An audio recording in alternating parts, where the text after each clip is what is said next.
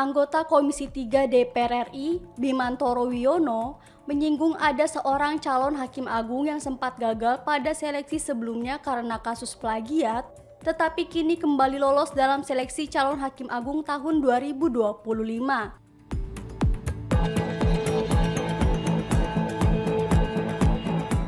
Bimantoro menyinggung hal itu setelah melihat daftar nama calon hakim agung yang akan mengikuti uji kelayakan dan kepatutan.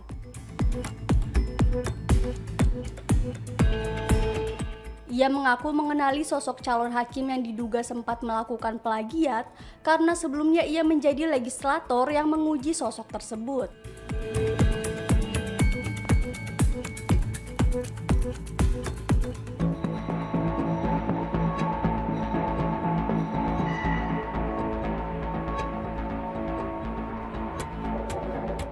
Bimantoro mengungkapkan, sosok tersebut sudah berkali-kali mengikuti seleksi calon hakim agung tetapi gagal. Dengan begitu, ia mempertanyakan kualitas dan kredibel para panitia seleksi dari Komisi Yudisial.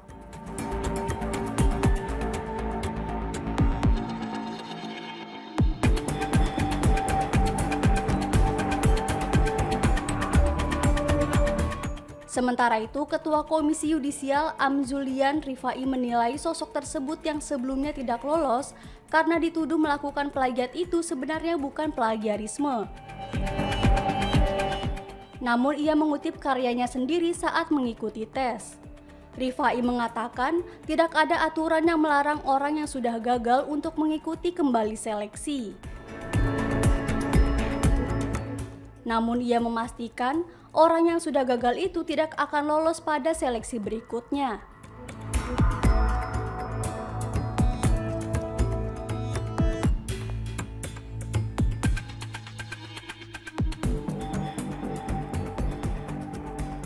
Seperti yang sudah kita lewati berkali-kali, banyak sekali masukan-masukan publik yang disampaikan ke saya melalui pesan singkat WhatsApp ataupun media sosial pada saat pelaksanaan fit proper yang sudah terjadi di periode yang lalu.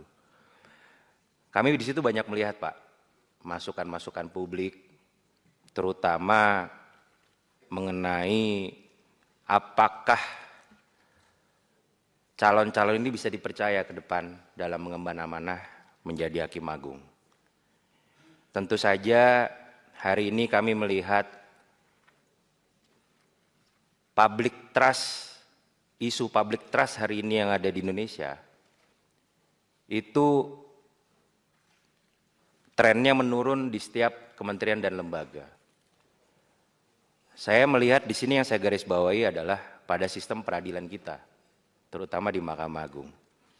Banyak sekali contoh-contoh kasus-kasus yang sudah kita lewati bersama beberapa kali yang memicu public trust hari ini terhadap Mahkamah Agung menurun juga.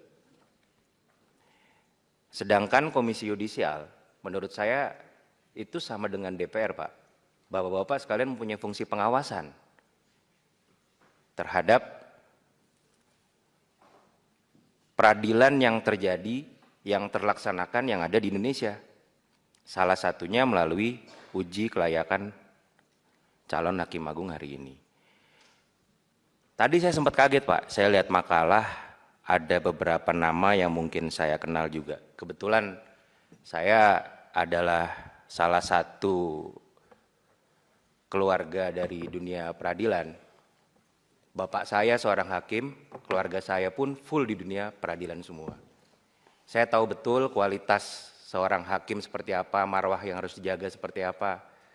Sampai dengan hari ini mungkin kita sama-sama bisa melihat bukan hanya seorang hakim yang harus diperjuangkan terhadap tunjangan ataupun pendapatan yang diterima. Di dalam ruang sidang itu ada panitra, ada jurusita, mereka sama-sama melengkapi satu sama lain. Dan ini pun yang harus kita perjuangkan ke depan. Bagaimana panitra dan jurusita juga mempunyai hak untuk meningkatkan kualitas daripada kehidupannya, sehingga negara harus hadir di situ. Kembali lagi ke masalah ini, Pak. Saya melihat isu public trust hari ini terhadap Mahkamah Agung yang begitu kuat. Beberapa waktu yang lalu, kita sama-sama tahu bahwa ada beberapa calon yang ditemukan di ruangan ini melakukan beberapa hal yang menurut saya itu tidak pantas untuk dilakukan sebagai calon Hakim Agung. Salah satunya sama-sama kita ketahui ada beberapa calon juga yang ketahuan plagiat dalam makalahnya. Mungkin tadi pun sudah dibahas juga oleh kawan-kawan sebelum saya, dan ini pun harus kami suarakan hari ini. Ada beberapa nama calon yang saya lihat yang dulu pernah melakukan plagiat, kenapa harus masuk lagi dalam seleksi ini? Apa keputusan daripada KY sehingga tetap mentolerir hal-hal seperti ini, Pak? Kalau Bapak di sini berbicara masalah akuntabel, akuntabelnya seperti apa, Pak? Kredibilitasnya bagaimana? Apakah kredibilitas itu bisa dipertanyakan dengan hal seperti ini? Dan saya salah satu anggota Komisi 3 yang pada saat itu termasuk memfit proper orang tersebut. Kita di sini tidak ada masalah personal. Tapi yang kami pertanyakan akuntabel dan kualitas serta kredibilitas yang sudah dilakukan oleh KY. Sehingga apa penjelasannya, kenapa ini bisa dilakukan secara terus-menerus dan setiap fit proper ini masih ada aja orang ini. Itu yang pertama. Yang kedua, masih menyangkut akuntabilitas, kualitas dan kredibilitas terhadap calon Hakim Agung itu sendiri. Menurut saya yang paling penting nomor satu, menjadi seorang hakim itu yang pertama harus punya hati dulu, Pak. Hati yang bagus, nurani yang baik, serta moral yang beradab. Selanjutnya yang paling penting poin keempatnya adalah kejujuran. Hati, nurani, moral, dan kejujuran. Barulah bisa tercipta keadilan untuk para pencari keadilan yang bisa memberikan dampak terang benderang dalam pengungkapan, pembuktian, dan pengesahan suatu produk hukum. Selanjutnya kami ingin mempertanyakan juga apakah dari setiap calon Hakim Agung ini dilampirkan juga pencapaian-pencapaiannya, Pak, dalam dunia peradilan. Setiap kali tes kami melihat tidak ada di makalah ini.